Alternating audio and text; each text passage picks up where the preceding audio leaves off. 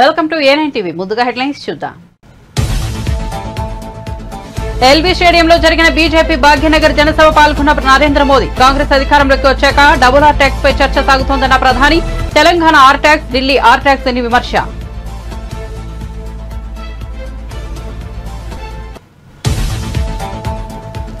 పిఠాపురం నియోజకవర్గంలో కోలాహలంగా Pawan Kalyan road show. ఈ ఎన్నికల్లో పిఠాపురం నుంచి పోటీ చేస్తున్న పవన్ కళ్యాణ్ చిత్రాల గ్రామంలో రోడ్ షోకు భారీగా తరలివచ్చిన జనాలు హారతులు పడుతూ పూలు చల్లుతూ జనసేనానికి స్వాగతం.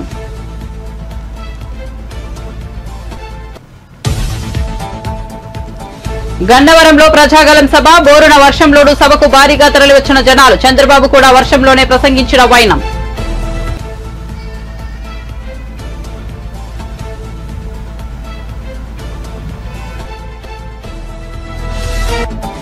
పద్మవిభూషణ్ తీసుకున్న అనంతరం హైదరాబాద్ చేరుకున్న చిరంజీవి. శంషాబాద్ విమానాశ్రయంలో మెగాస్టార్ ను పలకరించిన మీడియా ప్రతినిధులు. పవన్ కళ్యాణ్ కోసం పిఠాపురం వెళ్తున్నారనే ప్రచారంలో వాస్తవం లేదని వెల్లడి. పవన్ కళ్యాణ్ కూడా తనను రావాలని కోరుకోడన్న చిరంజీవి.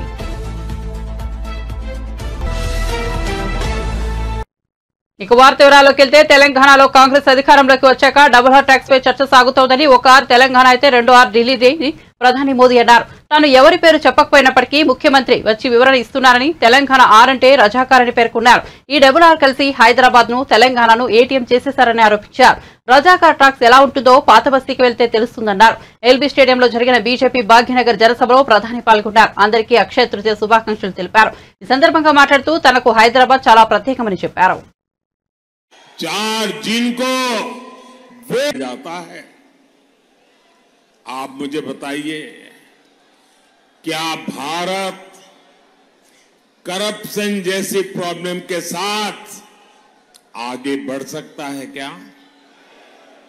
पूरी ताकत से बताइए, बढ़ सकता है क्या? बढ़ सकता है क्या? क्या भारत को लाखों करोड़ के स्कैम करने वाली पार्टियां आगे बढ़ा सकती है क्या? क्या यूथ की एस्पिरेशंस को इग्नोर करने वाली पार्टियां देश का भविष्य बना सकती है? क्या मिडिल क्लास के ड्रीम्स को कुचलने वाली पॉलिटिकल पार्टियां आपका भला कर सकती हैं? क्या हर प्रोजेक्ट में पहले करप्शन का पोटेंशियल खोजने वाली पार्टियां मॉडर्न इंफ्रास्ट्रक्चर बना सकती हैं? तो ये काम कौन का ट्रैक रिकॉर्ड है? लेकिन कांग्रेस का ट्रैक रिकॉर्ड क्या है? क्या जरा इस तरफ से मुझे जो कोई अनजान पंजा कांग्रेस के मैनिफेस्टो में मिडिल क्लास के लिए जरा सा भी विचार नहीं किया गया है। लेकिन ये लोग मिडिल क्लास की कमाई का एक्सरे करके उसे अपने वोट बैंक की और उनको बांटने की घोषणाएं डंके की चोट पर कर रहे हैं। साथियों, आप मुझे बताइए, आपकी जो संपत्ति है उस पर आपके संतानों का अधिकार है कि नहीं है? जरा मुझे सबके सब लोग बताइए, क्या आपकी संपत्ति पर आपके संतानों का अधिकार है कि नहीं है? क्या कोई एक और बात कही है? ही नहीं है। आखिर क्या है idea of India? Idea of India नर में नारायण, जीव में शिव। इंटरनेशनल योग दिवस। भाई और बहनों, हिंदुओं को ये लोग बीसी कोटा के रिजर्वेशन को खत्म करके रिलीजन के नाम पर रिजर्वेशन देना चाहते हैं। इसका बहुत बड़ा प्रभाव जो जीएचएमसी चुनाव में पड़ा था वो हम सब ने देखा है। जिन सीटों पर बीसी समाज का हक था वो उनसे छीन ली गई।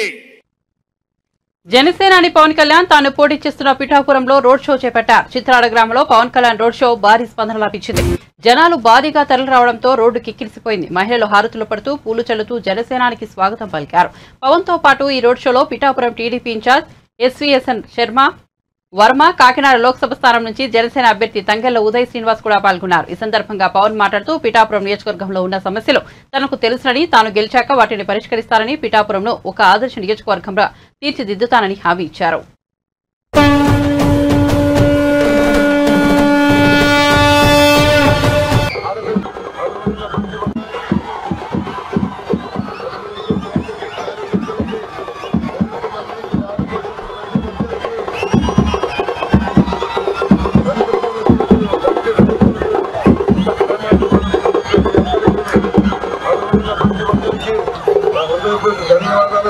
నమస్కారం.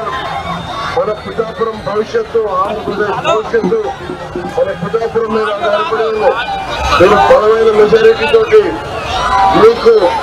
మీరు నాకు ఎన్నికలుగా నిలబడాలి. మేమందరి కోసం సమిష్టిగా దశాబ్దం ఏ పదవి లేకుండా పార్టీని నడుపుతూ ఉన్నాం. భవిష్యత్తులో మన ఆంధ్రప్రదేశ్ భవిష్యత్తు మన పిఠాపురం ఉద్దేశిస్తుంది. అందుకని మనస్ఫూర్తిగా మీ ఆశీస్సులు పూర్వంగా కావాలి, ఆశీర్వచనాలు కావాలని కోరుకుంటూ ప్రతి సమస్య మీద బలమైన స్పందన ఇచ్చి పరిష్కారం మాట్లాడుతున్నాం.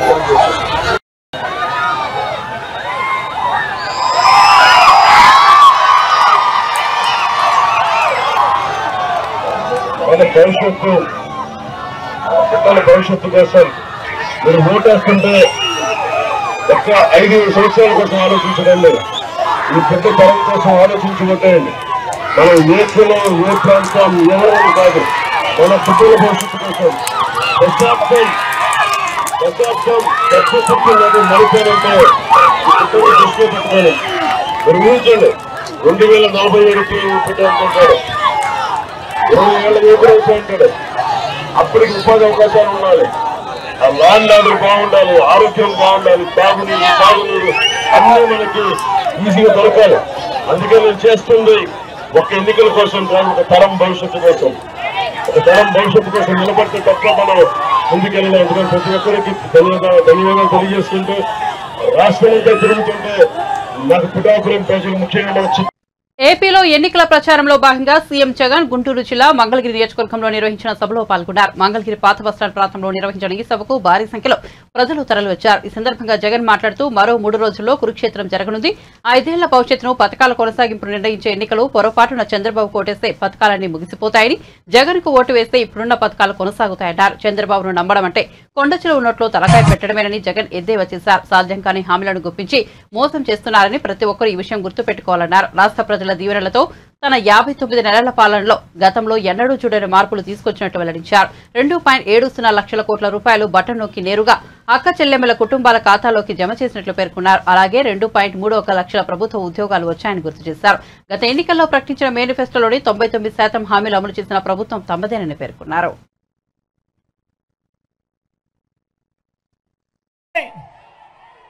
జగన్కు ఓటు వేస్తే పథకాలన్నీ కొనసాగింపు, ఇంటింటి అభివృద్ధి. అదే పొరపాటున చంద్రబాబుకు ఓటు వేస్తే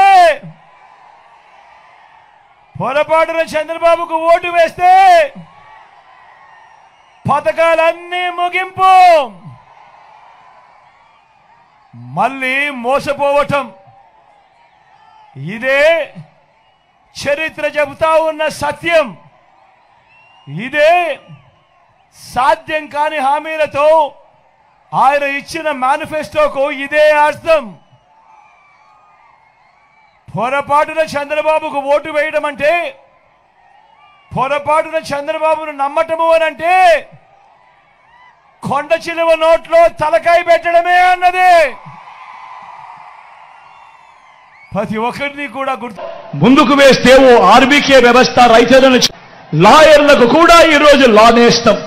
నేను అడుగుతా ఉన్నా, మిమ్మల్ని అందరినీ అడుగుతా ఉన్నా, ప్రతి ఒక్కరిని అడుగుతా ఉన్నా, గతంలో ఈ మాదిరిగా పేదలకు తోడుగా ఉండి చెయ్యి పట్టుకొని నడిపిస్తూ స్వయం ఉపాధి రంగానికి ఇంతగా అండగా ఉన్న ప్రభుత్వం గతంలో ఎప్పుడైనా జరిగిందా అని అడుగుతా ఉన్నాడు. ఈ పథకాలన్నీ గతంలో ఉండేటివే అని అడుగుతా ఉన్నాడు మీ బిడ్డ. ఉండేటివే అన్నా, ఉండేటివే అక్క, ఉండేటివే చెల్లి, ఉండేటివే తమ్ముడు, ఎప్పుడైనా ఉండేటివే పెద్దమ్మ.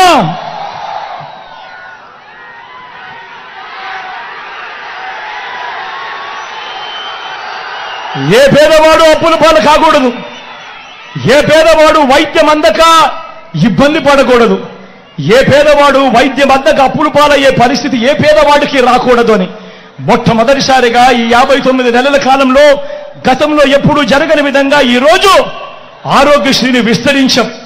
25 లక్షల దాకా ఏ పేదవాడికైనా ఉచితంగా వైద్యం, రెస్ట్ పీరియడ్ లో కూడా ఆపరేషన్ అయిపోయిన తర్వాత ఆ పేదవాడికి రెస్ట్ పీరియడ్ లో కూడా ఆరోగ్య ఆసర.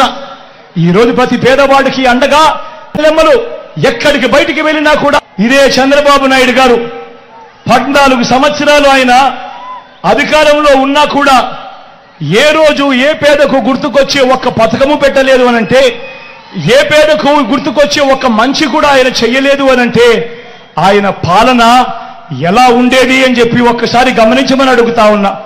అధికారంలోకి వచ్చేదాకా చంద్రబాబు పాలన అబద్ధాలు, మోసాలు. అధికారం దక్కితే చంద్రబాబు చేసే మాయలు, మోసాలు ఎలా ఉంటాయో ఒక్కసారి ఈ 2014లో ఆయన ఇచ్చిన ఈ పాంప్లెట్ ఒక్కసారి చూడమని కోరుతా ఉన్నా, అడుగుతా ఉన్నా. ప్రత్యేక హోదా ఇచ్చాడా? దాన్ని అమ్మేశారు. మరి నేను అడుగుతా ఉన్నా, ఇలాంటి వాళ్ళని అమ్మచ్చా అని అడుగుతా ఉన్నా. చేస్తా ఉన్నారు. మామూలుగా ఎవరైనా మోసం చేస్తే, ఎవరైనా దొంగతనం చేస్తే దొంగోడు అని చెప్పి కేసులు పెడతాం. ఎవరైనా మోసం చేస్తే చీటింగ్ కేసు మీద చీటర్ అని చెప్పి కేసు పెడతాం. మరి ఎన్నికలు వచ్చిన ప్రతిసారి ఒక మేనిఫెస్టో అంటూ అందమైన ఆశలు. టీడీపీ అధినేత చంద్రబాబు ఉమ్మడి కృష్ణా జిల్లా గన్నవరంలో ఏర్పాటు చేసిన ప్రజాగలం సభకు హాజరయ్యారు. చంద్రబాబు రాకకు ముందు నుంచే గన్నవరంలో భారీ వర్షం పడుతోంది. చంద్రబాబు వేదికపై గొడుగు కింద నిల్చున్నప్పటికీ తడిసి ముద్దయ్యారు. ఈ సందర్భంగా చంద్రబాబు ప్రసంగిస్తూ మే నెలలో గన్నవరంలో వర్షం పడుతోందంటే వరుణదేవుడు కరుణించారని అర్థమని అన్నారు. అనుమానమే లేదు, విజయం మనదేనని ధీమా వ్యక్తం చేశారు. నారా చంద్రబాబు లెక్క పెట్టే వ్యక్తిగా తెలుగుదేశం పార్టీ అభ్యర్థి గన్నవరం కాబోయే ఎమ్మెల్యే యార్లగడ్డ వెంకట్రావు గారు మచిలీపట్నం జనసేన అభ్యర్థి, మిత్రపక్షాలు బలపరిచే అభ్యర్థి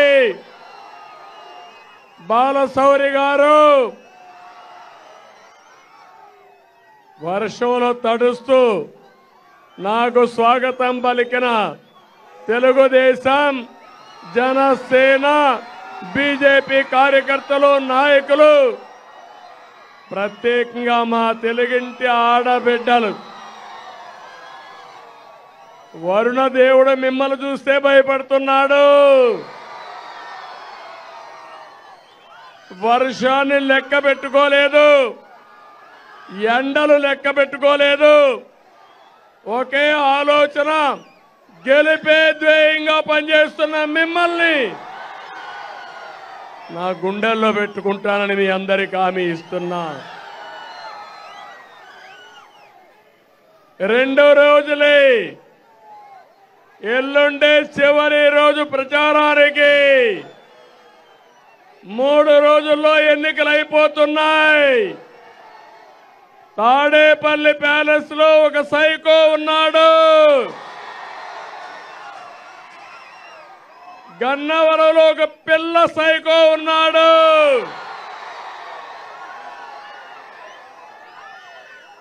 కబద్దార్ గుర్తుపెట్టుకోండి.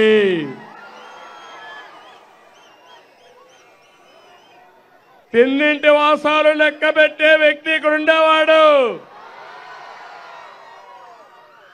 మర్యాద చూశారు కానీ భవిష్యత్తులో ఇలాంటి రాజకీయ రౌడీల్ని తుంగలో దొక్కకపోతే చూడండి తమ్ముళ్ళు అని మీకు హామీ ఇస్తున్నాం.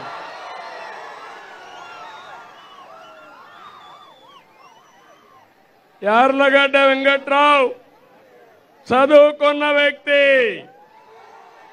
రాజకీయాలు ఆధారంగా చేసుకోలేదు. అమెరికాకి వెళ్ళి తెలివితేటతో డబ్బులు సంపాదించిన వ్యక్తి యార్లగడ్డ వెంకట్రావు. ఇక్కడ ఉండే సైకో రౌడీజం చేసి భూ కబ్జాలు చేసి డబ్బులు సంపాదించిన వ్యక్తి. అందుకే హామీ ఇస్తున్నా, ఇక్కడ మేము కానీ మా మిత్రుడు పవర్ స్టార్ పవన్ కళ్యాణ్ గారు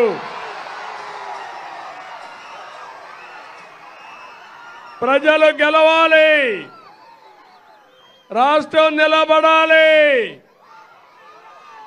మీ పిల్లల భవిష్యత్తు వెలగాలి, అదే మా ఆలోచన. ఆ ఆలోచన కోసమే పనిచేస్తున్నాం. ఈరోజు నేను చూస్తున్నా ఎక్కడ పోయినా ఉధృతంగా ఉంది, ఏమి అనుమానం లేదు. వైసీపీకి డిపాజిట్ కూడా రావు. తాను అడిగిన ప్రశ్నలకు సీఎం జగన్ సూటిగా సమాధానం చెప్పాలని ఏపీపీసీసీ అధ్యక్షులు కడప ఎంపీ అభ్యర్థి షర్మిల డిమాండ్ చేశారు. కడపలో నిర్వహించిన విలేకరుల సమావేశంలో ఆమె మాట్లాడుతూ కంటతడి పెట్టుకున్నారు. రాజకీయ కాంక్షతోనే కడపలో పోటీ చేస్తున్నానని జగన్ అంటున్నారు. నన్ను రాజకీయాల్లోకి తెచ్చింది జగనన్న కాదా? జైల్లో ఉన్నప్పుడు నన్ను పాదయాత్ర చేయమన్నది మీరు కాదా? నా భర్త పిల్లల్ని వదిలేసి 1000 కిలోమీటర్ల మేర పాదయాత్ర చేశా. మీ భవిష్యత్ కోసం నా కాలికి గాయమైనా వెనక్కి తగ్గలేదు. పాదయాత్ర సమయంలో వైఎస్ఆర్సీపీ అంతా నా చుట్టే తిరిగిందే. నాకే రాజకీయ కాంక్ష ఉంటే వైఎస్ఆర్సీపీని నేను హైజాక్ చేసేదాన్ని కదా. మీ నుంచి పైసా సాయం కోరినట్టయినా నిరూపించగలరా? మీరు వైఎస్ఆర్ కొడుకునని ఎందుకు మర్చిపోతున్నారు? ప్రపంచంలో రాజకీయ విభేదాలు ఉన్న వాళ్ళు చాలా మంది ఒకే కుటుంబంలో ఉన్నారు. వేర్వేరు పార్టీలో ఉండి ఒకే కుటుంబంలో కొనసాగుతున్న వారు చాలా మంది ఉన్నారని షర్మిల ఇటీవలే జగన్ ఇంటర్వ్యూలో చేసిన వ్యాఖ్యలకు కౌంటర్ ఇచ్చారు.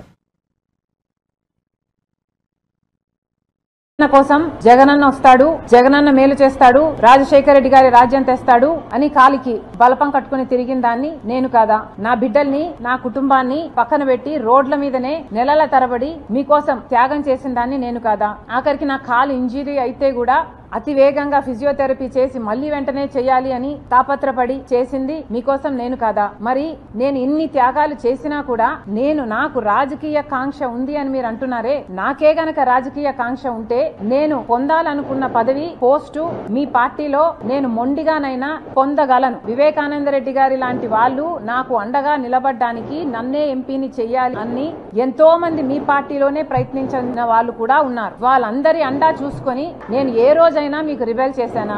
నాకు రాజకీయ కాంక్ష గాని, డబ్బు కాంక్ష గాని ఉంది అని మీ మనస్సాక్షిలో మీరు నిజంగానే నమ్ముతున్నారా?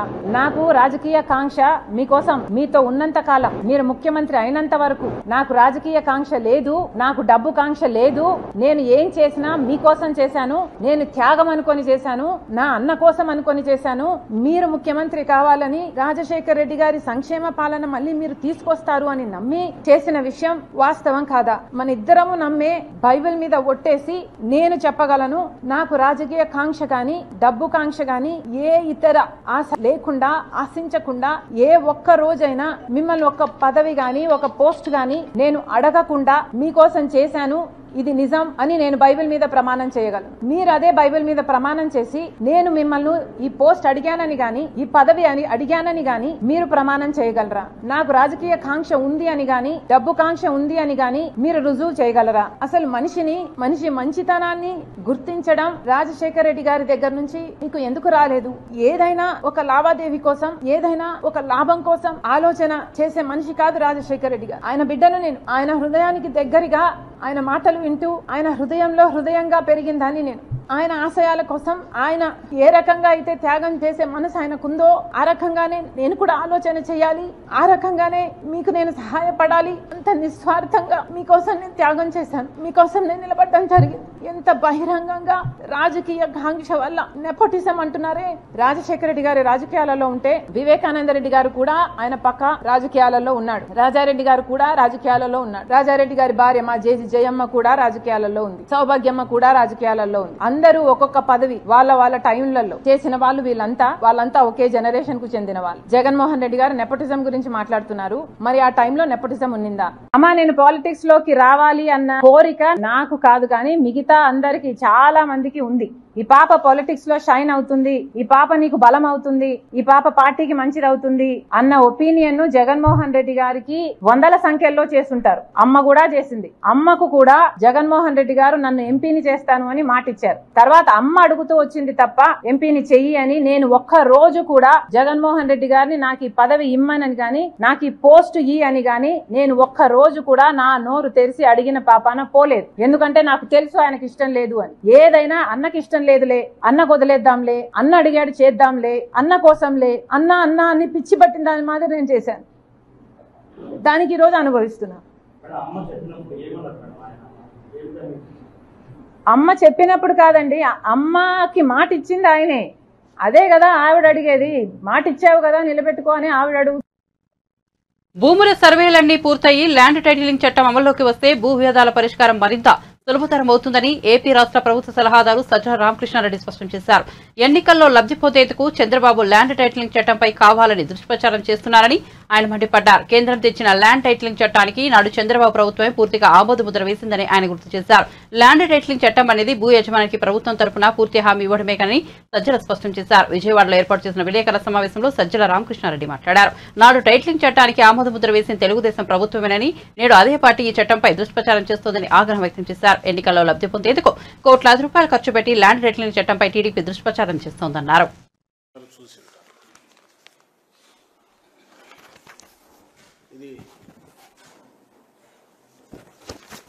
ఇది చూస్తే సహజంగానే ఏదో జరిగిపోతుంది, ప్రళయం వస్తుందేమో, ఏమైపోతుందో అనేది పెట్టారు. కానీ ఇది ప్రకటనలో నేను తప్పు ఎక్కడ కానీ పొరపాటున మీరు గమనిస్తే అడ్వర్టైజ్మెంట్ అని కానీ ఎవరు ఇష్యూ చేశారో తెలియదు. మరి ఇది రామోజీరావు భయపెడుతున్నాడా, ఇంకొకరు భయపెడుతున్నాడో దీంట్లో తెలియదు. ఇది రామోజీరావు పత్రిక కాబట్టి రామోజీరావు అనుకోవాలి. పోనీ అలా అనుకుందామంటే రాధాకృష్ణ అదే పెట్టాడు. దీంట్లో కూడా ఎక్కడా లేదు, ఎవరిచ్చారో లేదు ఈ భయపెట్టే ప్రకటన. కింద చంద్రబాబు ఉన్నాడు కాబట్టి, ఈ గుర్తులు ఉన్నాయి కాబట్టి ఇది వీళ్ళు ఇచ్చారని అనుకోవాలి.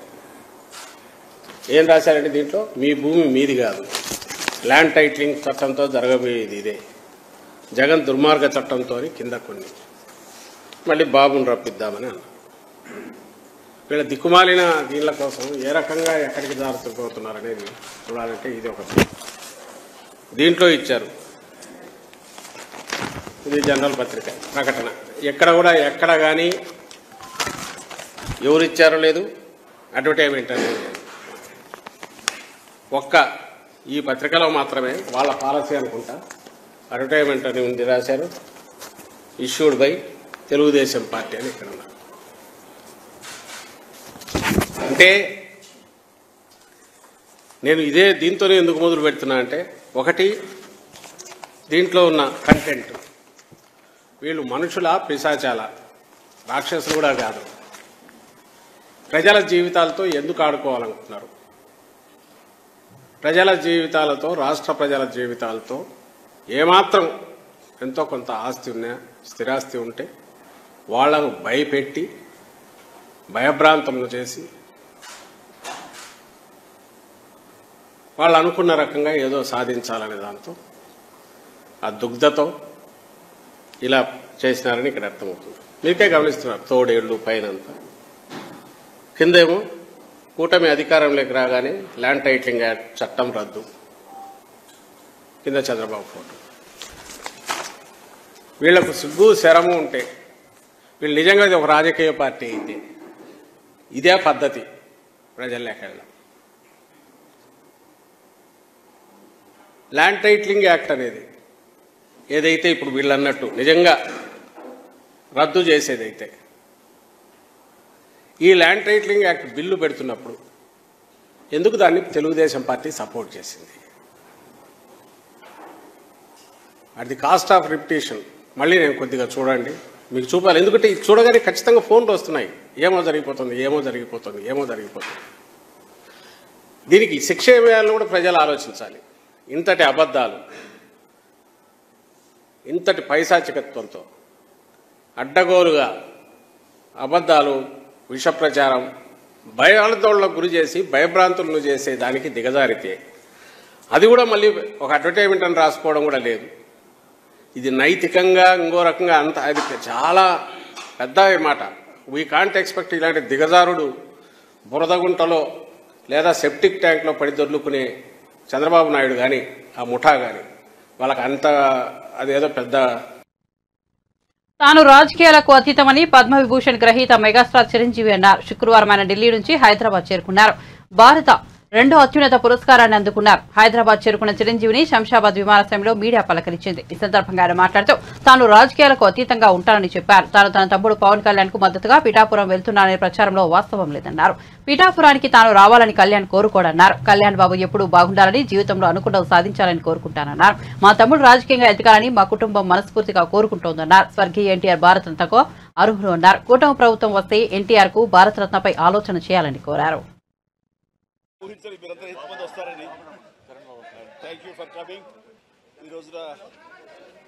చెప్పాలంటే చాలా చాలా ఆనందంగా ఉంది. 45 సంవత్సరాల సుదీర్ఘ ఈ కళా సేవకి కేంద్ర ప్రభుత్వం గుర్తించి ఈ పద్మ విభూషణ్ అవార్డు ఇవ్వటం నిజంగా చాలా ఆనందంగా, సంతోషంగా ఉంది. సో భారత ప్రభుత్వానికి దానికి వెనకుండి ఈ అవార్డు రావడానికి కారణభూతులైన ప్రతి ఒక్కరికి నా హృదయపూర్వక ధన్యవాదాలు తెలియజేస్తున్నాను. అండ్ ముఖ్యంగా ఈ అవార్డు రావటం వెనుకాల నా కృషి, నా కళాసేవ, ఈ సమాజానికి ఎంతో కొంత ఇతోధికంగా నేను చేసినటువంటి సేవలు ఇవన్నీ పక్కన పెడితే నన్ను గుండెలో పెట్టుకుని ఆదరించి ప్రేమించినటువంటి నా అభిమానులు, అలాగే ప్రేక్షకులు, అలాగే నాకు ఎన్నో అవకాశాలు ఇచ్చి ఈ రోజున నన్ను నేను ఇలాగా తీర్చిదిద్దుకోవడానికి కారణభూతమైనటువంటి నా డైరెక్టర్స్కి, నా నిర్మాతలకి, నా ఇతర టెక్నీషియన్స్కి, ప్రతి ఒక్కరికి ఎవరైతే దోహదపడ్డారో ప్రతి ఒక్కరికి నేను ధన్యవాదాలు తెలియజేసుకుంటూ ఈ అవార్డు ఇదంతా వారి సహకారం, నేను ఈ ఎత్తుకు ఎదగడానికి కారణమైనటువంటి వారందరిది. కాబట్టి ఈ సందర్భంగా మరొకసారి నా సంతోషాన్ని తెలియజేసుకుంటూ నేను ధన్యవాదాలు తెలియజేస్తాను.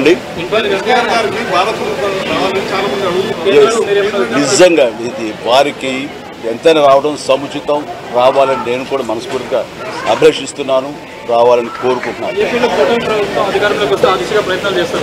అది ప్రభుత్వ పరంగా చేస్తే కనుక త్వరితగతిన ఇది సహకారం అవుతుంది. అండ్ డెఫినెట్గా ఎంతైనా సరే అటు ఎంజీఆర్ గారికి వచ్చినప్పుడు వీరికి రావటం కూడా అంతకంత సముచితం అండ్ అది ఆనందదాయకం. దానికి నేను ఎదురు చూస్తుంటాను, నేను కోరుకుంటున్నాను రామారావు గారికి భారతరత్న రావాలి.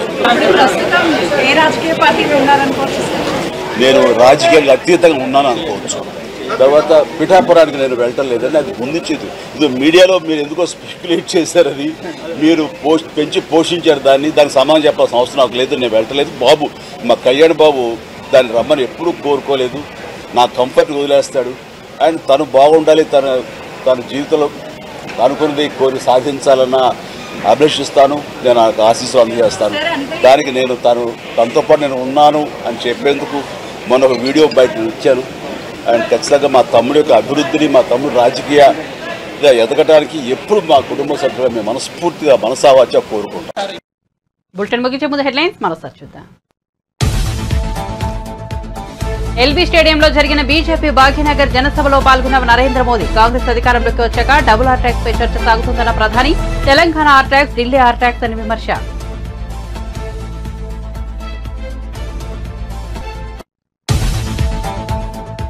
పిఠాపురం నియోజకవర్గంలో కోలాహలంగా పవన్ కళ్యాణ్ రోడ్ షో. ఈ ఎన్నికల్లో పిఠాపురం నుంచి పోటీ చేస్తున్న పవన్ కళ్యాణ్ చిత్రాడ గ్రామంలో రోడ్ షోకు భారీగా తరలివచ్చిన జనాలు హారతులు పడుతూ పూలు చల్లుతూ జనసేనానికి స్వాగతం.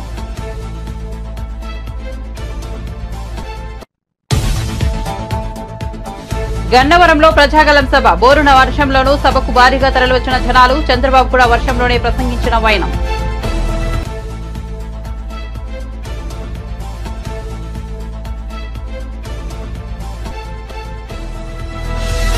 పద్మవిభూషణ్ తీసుకున్న అనంతరం హైదరాబాద్ చేరుకున్న చిరంజీవి. శంషాబాద్ విమానాశ్రయంలో మెగాస్టార్ ను పలకరించిన మీడియా ప్రతినిధులు. పవన్ కళ్యాణ్ కోసం పిఠాపురం వెళ్తున్నారనే ప్రచారంలో వాస్తవం లేదని వెల్లడి. పవన్ కళ్యాణ్ కూడా తనను రావాలని కోరుకోడన్న చిరంజీవి. మరిన్ని అప్డేట్స్ కోసం చూస్తూనే ఉండండి A9 TV.